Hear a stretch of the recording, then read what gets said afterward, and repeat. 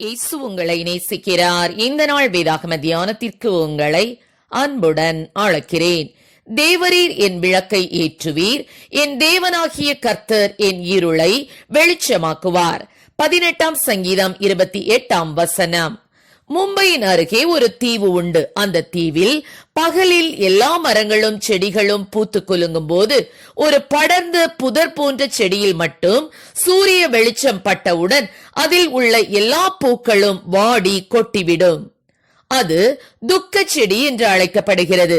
ஆனால் சூரியன் மறைந்து 1 மணி நேரத்திற்குள் அந்த செடி பூத்து குலுங்கி அந்த பூக்களின் வாசனை அந்த தீவையே நறுமணத்தினால் மூழ்கடித்துவிடும்.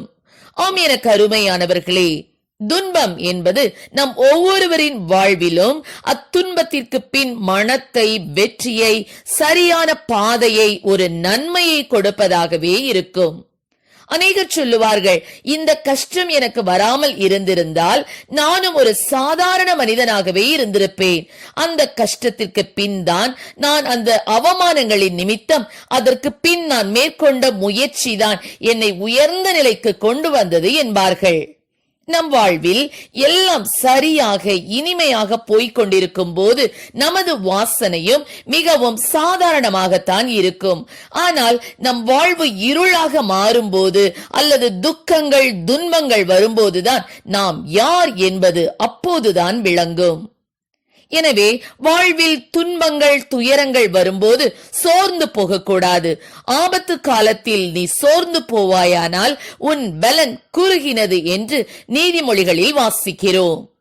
நாம் சோர்ந்து போவதற்காக நமக்கு துன்பங்கள் வருவதில்லை. நம்மை இன்னும் ஆவிக்குரிய வாழ்விலும் நமது ஆத்துமாவிலும் பலன் கொள்ளும்படியாகவே நமக்கு துன்பங்கள் வருகிறது. நான் கூப்பிட்ட நாளிலே எனக்கு மறு உத்தரவு அருளினீர், என் ஆத்துமாவிலே பலன் தந்து என்னை தைரியப்படுத்தினீர் என்று வேதம் கூறுகிறது.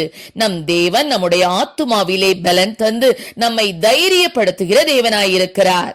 மெய்யாகவே அவர் நம்முடைய பாடுகளை ஏற்றுக்கொண்டு நம்முடைய துக்கங்களை சுமந்தார் என பார்க்கிறோம்.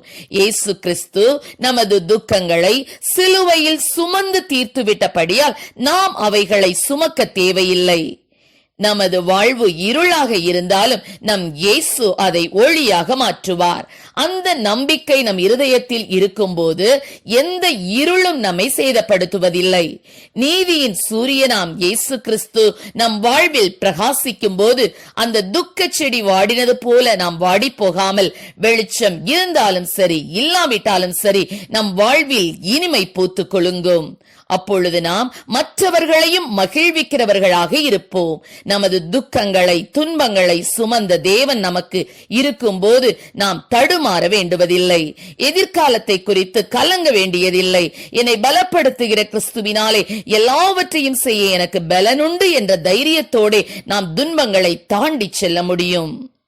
என் தேவனாகிய கர்த்தர் என் இருளை வெளிச்சமாக்குவார் என்ற வசனத்தின்படி நம் தேவன் நம் ஒவ்வொருவர் வாழ்விலும் உள்ள இருளை மாற்றி வெளிச்சத்தை பிரகாசிக்க செய்வார். கர்த்தர் நம்மை ஆசீர்வதிப்பாராக. ஆமென். ஜெபம். எங்களை அதிகமாக நேசித்து நடத்துகிற எங்கள் அன்பின் பரலோக பிதாவே, அப்பா ஸ்தோத்திரம் ஆண்டவரே, நாங்களுக்கு கூட துக்கத்திலே அமிழ்ந்து போய் விடாதபடிக்கு அப்பா ஆண்டவரே, நீதியின் சூரியனாகிய இயேசு கிறிஸ்து எங்கள் ஆண்டவரே இருளை அப்பா ஸ்தோத்திரம் ஆண்டவரே வெளிச்சமாக்குகிற தேவனாய் இருக்கிறபடியால் ஆண்டவரே, நாங்கள் உடைய வெளிச்சத்திலே ஆண்டவரே வெளிச்சம் காணக்கூடிய கிருபைகளை எங்களுக்கு கொடுப்பீராக. ராஜா ஆசீர்வதியும். இயேசுவின் நாமத்திலே ஜெபிக்கிறோம் நல்ல பிதாவே. ஆமென்.